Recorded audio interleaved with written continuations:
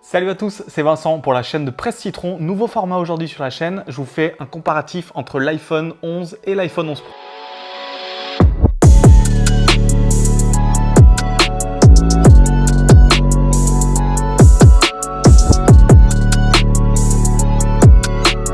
Alors si vous ne l'avez pas encore vu, il y a mon test de l'iPhone 11 Pro qui est dispo ici.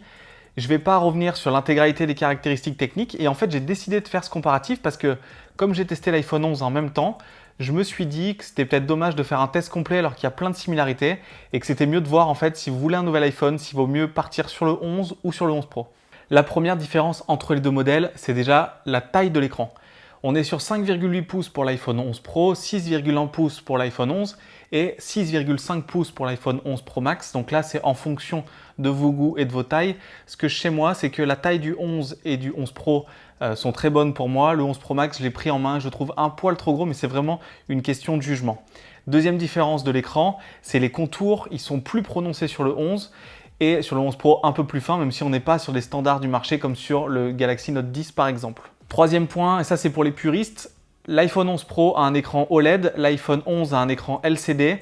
Dans les faits, c'est très difficile au quotidien de voir la différence. Bien sûr, quand on a les deux en main, on voit que l'iPhone 11 Pro a des meilleurs contrastes, on voit qu'il a plus de luminosité. Mais en utilisant le 11 au quotidien, on oublie vite l'autre. Et au final, pour moi, les deux écrans sont très bons, même s'il y a un léger avantage pour l'iPhone 11 Pro. Au niveau du design, la différence principale, c'est à l'arrière qu'il y a deux capteurs sur le 11 et 3 sur le 11 Pro. C'est aussi la finition brossée sur l'iPhone 11 Pro, alors que le verre est en finition classique à l'arrière du 11. Ça amène beaucoup de traces de doigts, mais en l'état, on met beaucoup de coques sur les téléphones pour ne pas les rayer. Donc au quotidien, on ne voit pas la différence, même si le 11 Pro est un petit peu plus haut de gamme. Et aussi, il y a une palette de couleurs beaucoup plus importante, beaucoup plus pop sur le 11, alors que le 11 Pro est sur des couleurs plus sobres, plus classiques chez Apple, à part ce nouveau vert nuit qui est beaucoup plus beau en vrai qu'en vidéo. Troisième point différenciant, c'est les capteurs photo. Je vous ai dit qu'il y en avait un de plus sur l'iPhone 11 Pro. Au final, il n'y a pas énormément de différence au quotidien. Il manque le zoom optique x2 sur le 11. Mais comme il y a un zoom numérique, on ne voit pas vraiment la différence. Bien sûr, si vous faites des portraits avec un zoom, ça sera un petit peu meilleur sur le 11 Pro. Mais vraiment, je ne trouve pas qu'il y ait un gap si fort entre les deux au niveau photo. Du coup, ce n'est pas sur ce point-là que vraiment le 11 Pro va prendre l'avantage énormément sur le 11. Autre différence, la résistance à l'eau. Sur le 11, on est pendant 30 minutes jusqu'à 2 mètres. Sur le 11 Pro, on est pendant 30 minutes aussi, mais jusqu'à 4 mètres. Et là, je vous mets à contribution. Dites-moi dans les commentaires si vous aimez faire de la plongée avec votre iPhone.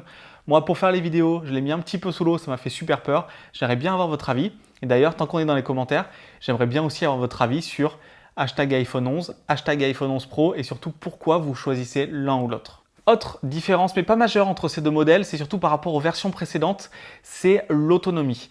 L'iPhone 11 Pro a 4 heures de plus d'autonomie que l'iPhone 10S, qui n'était pas bon du tout en autonomie, donc c'est les protocoles d'Apple qui disent 4 heures de plus. Ce que je sais, c'est que sur mon utilisation au quotidien, j'avais testé l'année dernière l'iPhone 10S pendant plus d'une semaine et à chaque fois, j'étais limite au niveau de la batterie le soir. Le 11 Pro, il est bien meilleur. Le 11, il est quasiment pareil que le 10R l'année dernière, qui était excellent. C'était le meilleur iPhone sur rapport qualité-prix autonomie. Et en fait, entre les deux ici, il n'y a pas vraiment de différence. Ça va se jouer à quelques minutes sur une journée classique.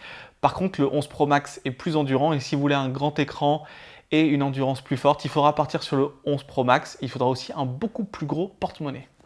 Il y a une subtilité aussi au niveau de l'autonomie, c'est important. Ils ont tous les deux la charge sans fil. Par contre, l'iPhone 11, il est livré avec un chargeur 5 watts, donc il faut très longtemps pour le recharger. Et l'iPhone 11 Pro, il a un capteur 18 watts, donc charge rapide.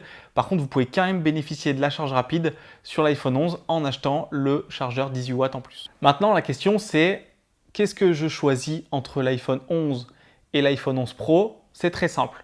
Si c'est pour la vitesse, la puissance, c'est exactement la même chose. Si c'est pour le design, c'est très subjectif le design, mais on peut partir d'un côté sur des couleurs un peu plus pop et de l'autre côté sur des couleurs un peu plus classiques.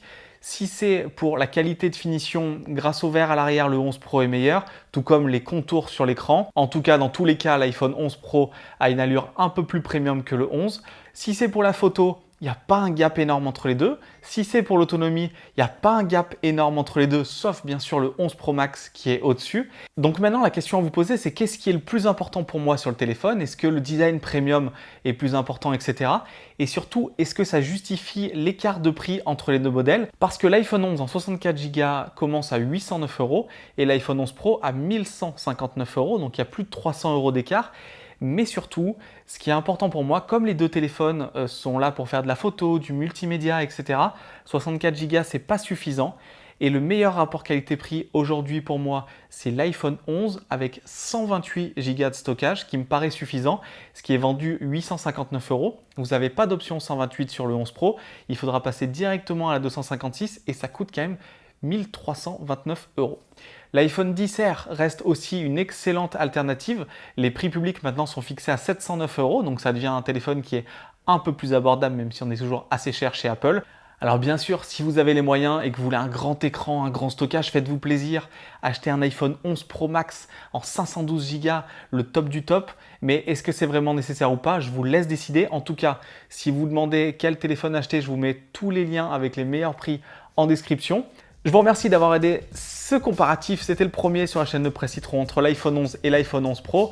Si vous l'avez aimé, laissez-moi un commentaire. Si vous avez des questions aussi, un petit pouce bleu. Dites-moi si vous voulez voir d'autres comparatifs parce que je teste dans l'année beaucoup de téléphones. C'est peut-être intéressant de les mettre en confrontation directe. Et moi, je donne rendez-vous dans quelques jours pour une prochaine vidéo sur la chaîne YouTube de Presse Citron. À bientôt.